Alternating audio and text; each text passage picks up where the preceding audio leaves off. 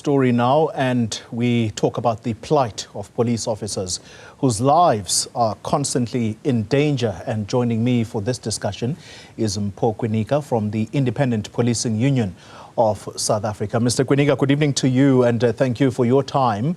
Let's begin with what, in your view, the declaration of a treasonous act would look like in reality if indeed this were to become a law, that if you kill a police officer, that becomes a treasonous act. What would be the ultimate price for the criminal who does that? Good evening, Toli, and your viewers at home. This is another law that we will be pushing to see happening, when a person has killed a police officer. Maybe the only outcome from it will be the respect which the police officers are requesting or are asking from the public, so that they are in a good position to be able to do their job. But I don't see it as a law changing anything, because we do have a law in this country where people, when they've committed serious offenses such as killing, they are made to go through. So unless if we're dealing with treason is going to change how we prosecute people who have committed murder. Yeah, I also listened quite carefully to the police minister today when he was talking to my colleague and suggesting that if a police officer is killed and that person ultimately gets convicted, we now know who the criminal is that has been convicted of the murder of a police officer, and therefore the families must then start instituting a lawsuit, a civil suit against that particular person. I mean, depending on what assets this person may have, is that also going to become some kind of deterrence, in your view, for criminals being afraid to attack police officers? Totally, it's a good suggestion that the minister is coming up with. We just have to wait and see how is he intending to deal with this one, because the public has got a very good case against the state, as opposed to litigating a criminal whose proceeds, that is the communities will be fighting for, will be proceeds of crime. I mean, whatever money that they have, they've never worked for. And normally these criminals don't keep money in the bank. So we don't know how is that going to work, so we'll have to wait and hear how the minister intends dealing with that part.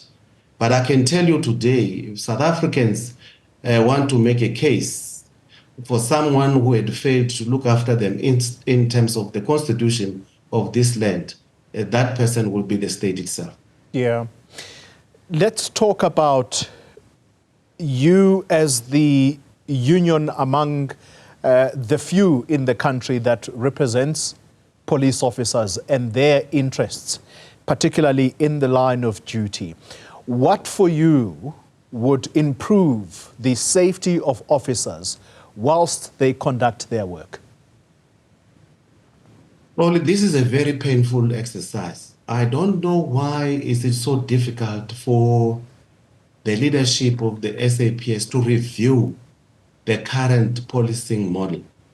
And I want to take South Africans aback when General Setole became the National Commissioner of Police. That was in 2017.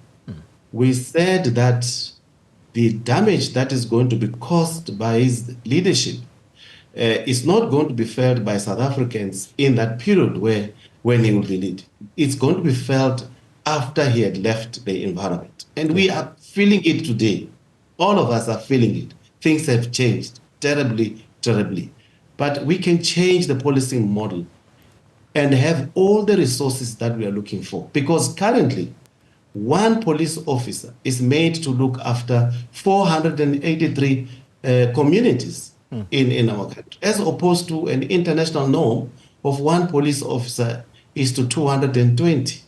Now, you need more resources, both human and material resources. And it is not true that this resource is not there. The resources is centralized. We're saying decentralized the resources. The structure that we have in policing today is not geared towards fighting crime. Remove the bulk of the police officers and their resources, which are at national office. Give the provincial commissioners enough resources and powers to police people in their own provincial in precinct.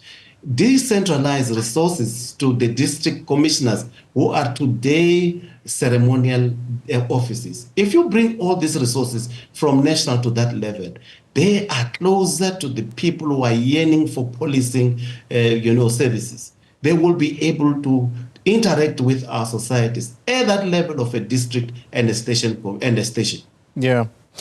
You have touched on the tenure of Lieutenant General Kehla Sithole, and you seem to suggest that his period was disastrous. We know that his contract was ultimately terminated by the president, the current president, Cyril Ramaphosa, in 2022. He served between 2017 up until 2022. When you say the damage he caused is what is still being felt today, for people who may not be aware of that history, do you just want to give us key highlights of what your main complaints were about his leadership of the police? We have requested that the same thing that I spoke to now, we spoke then. And I think if you follow our history in the policing sector, we have always been talking about the decentralization of resources from the national office to the level where those resources are needed. And when he came into office, we all thought he was going to buy into this. But what happened is that he then increased the deputy national commissioners at national level instead of reducing them. And he had an opportunity to bring in the structure that we have,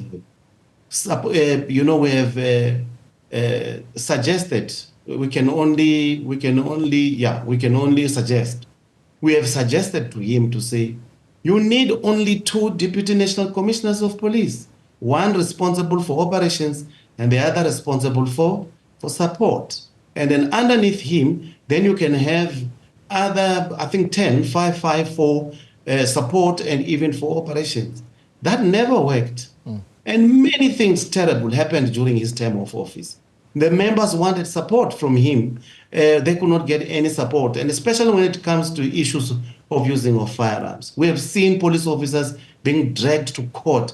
Some of their matters we have to go and fend them for them in court when they had the right to be supported and provided that support by the state. So there were a lot of things. If you go back and look at the issue of the Krugersdorp issues, the problem in there were police officers who were arrested for the Krugersdorp matter that sparked, the uproar amongst the societies, that the police officers went and finished off a suspect after they've made attempts to go and assist the public, people who have requested them to come and assist in that shop. They were all dragged through the process that was so painful. And apart from that, we had issues such as the grabber, the buying of the grabber machine for the Nasrec issues, the issues of the major generals who were removed from their positions because of political issues. And mind you, those police officers, we won their case. They still have not been paid for the defamation of character by that department. Yeah. So there were a lot of issues. Let's conclude it on this note, Mr. Kwinika. Last week I had it was 2 weeks ago. I had a conversation with the Commissioner of Police in KwaZulu-Natal, and you will know that that province is the crime capital, or should I say the murder capital in South Africa. that tells you the kind of society in which we live, a very violent society. And we asked about the mental health of police officers, given what they deal with on a daily basis. And his response still, to this day, it stays with me, because it just seems it's never enough to support police officers, both in terms of their resources, but also in terms of their mental strength to cope with the day-to-day. Because he related a story about himself, what he witnessed when he started in the police service. Do you think enough is being done to support police officers to cope better with the conditions under which they work? Only we must be the first union to admit, that something needs to be done. We're not saying it is not being done. Remember, this is a very difficult environment for one to can work in. So as a result of a department itself being dealing with, difficult situations, this department is allowed to have a unit on its own, which we call it the Employee Health and Wellness Program. It deals with mental issues. This department, if they were to capacitate it, make sure that it runs as freely as they can, because there's spiritual services in it, you've got psychology, you've got social workers in it, you've got psychologists in there. If they allow these people to operate as professionals for the job that they've been appointed to do, and provide them with the support that they need, I can tell you today that the police mental wellness will be well looked after. But we see reports every day, Paul, where members of that department have made recommendations to remove a member just for a while, for them to be able to recover from the situation. The management refused. Now, when you keep a member of that nature in a public space such as that one, you're creating another problem, because when he is unable to deal or cope with that situation, what does he do? He decides to use a tool of trade that is given to him to look after his life and the life of the others, to end his own life. We have been talking about these issues, and I am talking today, again, unashamedly, that these issues need to be brought back. And Paul, one thing before we leave here, we are asking the commanders, the management of the SAPS. We have never at any stage said that police officers should die with their guns in their hands. We are saying the police must utilize their guns, those which have been surrendered to them, the authority given to them by the public responsibly, and they must be able to account. There is, regardless of us all, driven by this thing of crime, of criminals preying on our people and preying on our police officers, that must not give us the right to do things that are wrong. We need to strengthen proactive policing, visible policing, which is the precursor to proactive policing. We should not try and utilize our failures there and reflect in the powers and the authority that we are using, and not want to be held accountable. We need to be accountable for our actions. It happened in the past. That regime did not have to account. The individuals there did not have to account. Only the regime has to. Today, we have to be held account, but be supported by the regime. Mpho Kwinika, thank you very much for your time and reflections on the working environment under which police officers labor in. It's a tough job.